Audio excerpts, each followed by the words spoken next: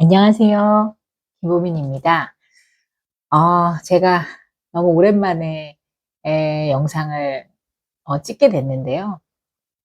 이유가, 그 녹음이 문제였습니다. 녹음이 잘 안 되고 소리가 계속 뚝뚝 끊기는 거예요.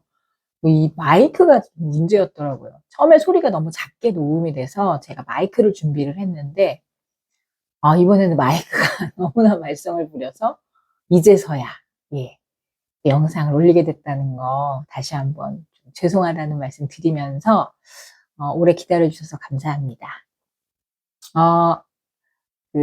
그때 이제 공부 얘기했었잖아요. 기초학습 캠프도 무사히 마쳤고 동기부여 캠프를 해서 아이들이 또 좋은 성과도 있었어요.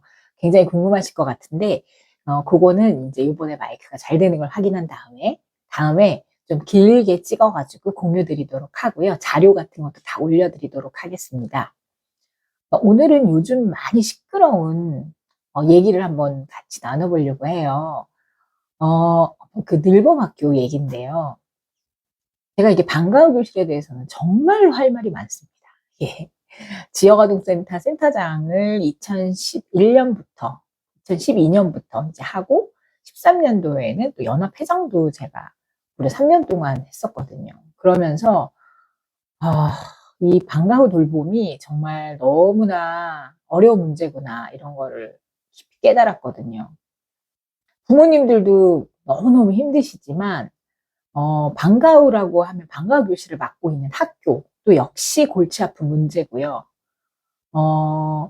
그 다음에 지역아동센터나 그 다음에 지금 다 함께 돌봄센터 그리고 이번에 이제 정책적으로 마련된 늘봄학교까지 또 생겼잖아요. 그러다 보니까 이게 굉장히 복잡한 그런 상황입니다. 왜 이렇게 복잡한지 궁금하실 텐데 부모님들 생각하기에는 그냥 학교에 애들이 쭉 있으면 편하고 좋잖아요. 안전하고 학교라는 공간이 또 넓고 공간이 일단 확보가 돼 있으니까 예를 들어서 돌봄센터나 지역아동센터 같은 경우에 만들면은 새로운 공간을 만들고 또 뭐 공사도 해야 되고 뭐 다함께 돌봄센터 같은 경우도 하나 생기면 몇 천만 원씩 공사비를 들여야 하니까 학교는 어떻게 그냥 공간은 있으니 거기를 활용하면 되지 않을까. 이게 되게 많은 그동안의 정부의 생각이었습니다. 그래서 이제 뭐 가깝게는 문재인 정권에서도 문재인 정부 시절에도 뭐 이거를 하기 위해서 노력을 했으나 교장 선생님들이 반대하셨죠. 교육장님들이 다 반대하셔가지고 결국은 약간 그 계획이 급선회를 해서 다함께 돌봄센터로 확대하는 것으로 그렇게 됐는데 다함께 돌봄센터가 막 쭉쭉쭉쭉 지어져 나가게 됐었는데 또 이번에 이제 이번 정부 들어서면서 다시 이제 늘봄학교로 이렇게 또 계획이 수정이 됐습니다. 늘봄학교는 되게 야심찬 계획으로 아침 7시부터 8시까지 아이들을 돌보겠다 학교에서 그런 계획인데 어, 학교는 일단 그럼 교장 선생님들은 왜 선생님들은 특히 교장 선생님들은 왜 학교에서 아이들을 돌보는 거를 싫어하느냐 되게 궁금하실 것 같아요. 저도 처음에 잘 몰랐거든요. 근데 사실은 교장 선생님 책임이 너무 버거우신 거죠. 학교에 많은 아이들이 있는데 자꾸 사업이 늘어나면 그 모든 늘어나는 사업의 총 책임자가 누구냐? 네, 교장 선생님이신 거예요. 심지어는 뭐 이런 예를 들 수 있는데 뭐 아이들이 밖에서 싸우잖아요. 근데 그래도 학교 폭력이라고 얘기하죠. 그래서 책임을 교장 선생님이 왠지 지셔야 되는 그런 상황이 벌어지게 되는 거죠.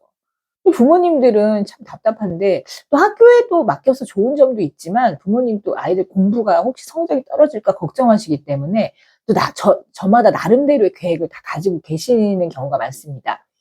그리고 아이들이 많이 줄었어요. 그래서 이제 다 함께 돌봄센터 선생님한테 들은 얘기인데 공포에도 뭐 돌봄 교실이 두 개 반이었는데 한 개 반으로 줄었다 이런 얘기를 하시더라고요. 그러니까 수요가 그렇게 많지가 않다는 거예요. 그러니까 아이들 입장에서도 학교에 계속 있는 게 별로 좋지는 않을 거예요. 하지만 저학년 때는 그래도 다른 대안이 없을 경우에는 굉장히 요긴하게 활용되는 것이 학교 돌봄 교실이고 또 방과후 프로그램인데 또 그 퀄리티가 좀 좋지 않다고 생각하셔서 뭐 일반 학원으로 보내시는 부모님들도 굉장히 많으시잖아요. 근데 학원비가 또 만만치가 않더라고요. 학원, 영어 학원 하나 보내려고 해도 저는 몰랐는데 초등학생도 30만 원 이상 비용이 들어서 몇 과목 하면은 그냥 한 달에 100만 원 정도는 생각을 해야 된다고 얘기를 하시더라고요. 그러다 보니까 이렇게 경제적으로 여유가 많지 않으신 분들은 그냥 태권도 학원 이렇게 하나 보내시는 분들이 많아요. 태권도는 이제 매일 가다 보니까 우리나라 방과후에 있어서 태권도장이 굉장히 큰 역할을 감당하고 있습니다. 어, 아이들 픽업 1학년 때 하는 거, 학교에서 데려다가 학원 데려다 오고, 그 다음에 학원에서 프로그램 하고, 다시 집에 보내주고, 이런 활동을 다 관장님들이 하고 계신데, 정말 너무 대단하시다는 생각이 저도 들고요.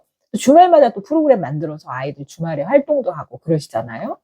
태권도장이 없었으면 굉장히 곤란하신 부모님들 많으실 거예요. 저희 직원분 중에 한 분도 약간 이렇게 늦으시면 태권도장에 전화해서 관장님한테 부탁하고 이러시거든요. 이제 그러다 보니까 아이들이 고학년이 될수록 이렇게 태권도장 가는 거 말고는 공부를 안 하면 아이들이 혼자 있는 시간이 길어지게 되는 거죠. 근데 이제 그런 모든 시간을 늘봄학교라는 곳에서, 학교에서 있는 게 과연 아이들한테 좋은 일인지, 그거는 잘 모르겠고요. 그 다음에 이제 뭘 하고 그럼 있느냐? 그러면 이제 프로그램 얘기를 많이 하십니다. 보니까 이 대통령께서 직접 재능기부, 그래서 아이들하고 농구도 하고 축구도 하고 이런 거 해주신다고 하는데 너무 훌륭하신 것 같아요. 그런데 아이들이 프로그램이 부족해서 아이들이 돌봐지지 않는 게 아니거든요. 프로그램을 하는 거는 강사님이 하시잖아요, 주로. 그러면 자기의 전문 지식을 전해주고 아이들이 그걸 잘할 수 있도록 이제 지도해 주시는 건데, 사실 애들한테 필요한 건 그런 게 아닌 것 같아요. 제가 이제 방과후 쪽에서는 약간 고인물이잖아요.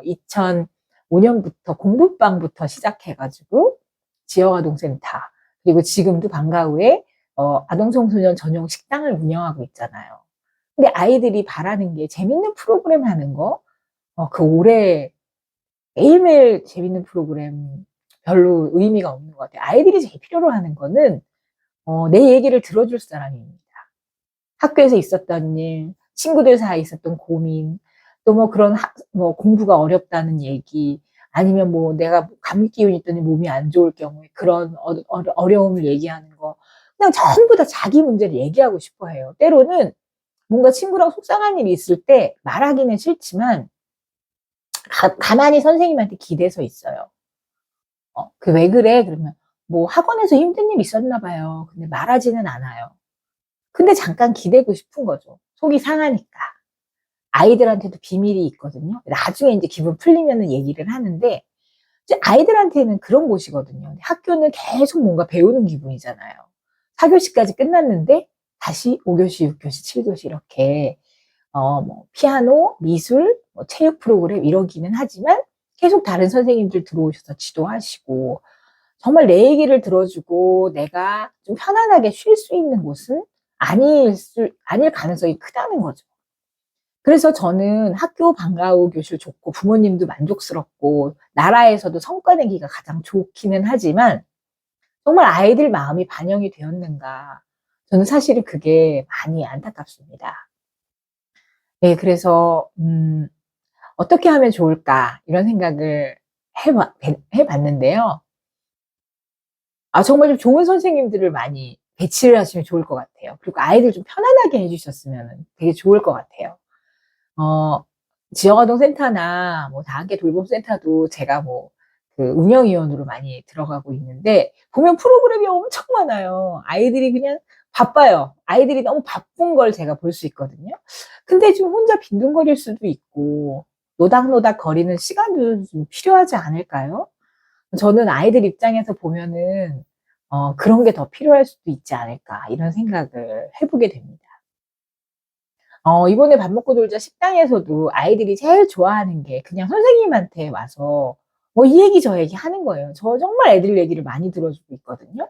저뿐만 아니라 또 자기한테도 맞는 선생님이 있잖아요. 또 그런 선생님들 옆에 붙어가지고 애들이 끊임없이 자기 얘기를 합니다.